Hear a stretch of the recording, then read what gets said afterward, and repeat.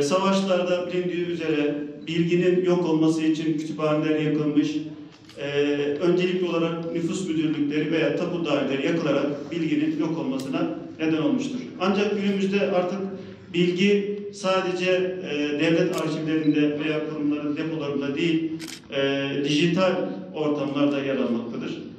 Yerel medya bizim için çok önemli.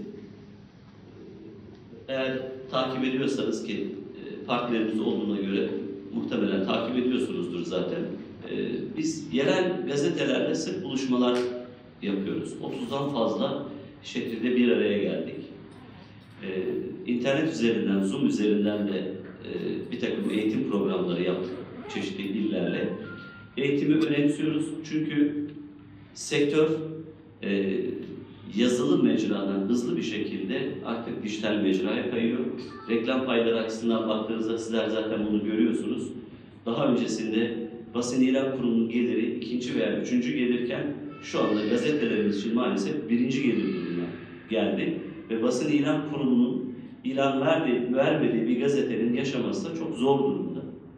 Ama internet medyasına bakıyorsunuz, bizdeki hızlı gerilemenin karşısında internet medyasında da inanılmaz bir reklam portföyünde artış var.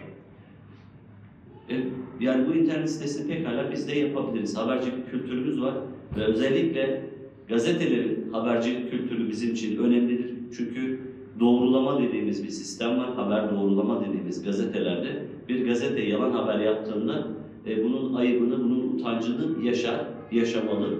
Ama internet sitelerinde böyle bir sorun yok. Bir tık yaparız, kaldırırız diyor arkadaşlar. Yani uyarıyorsunuz, çok sorun değil diyor. Çünkü çok manipülatif bir alan. Zaten bütünüyle algıya dönük çalışılıyor. Volt hesaplar çok yaygın.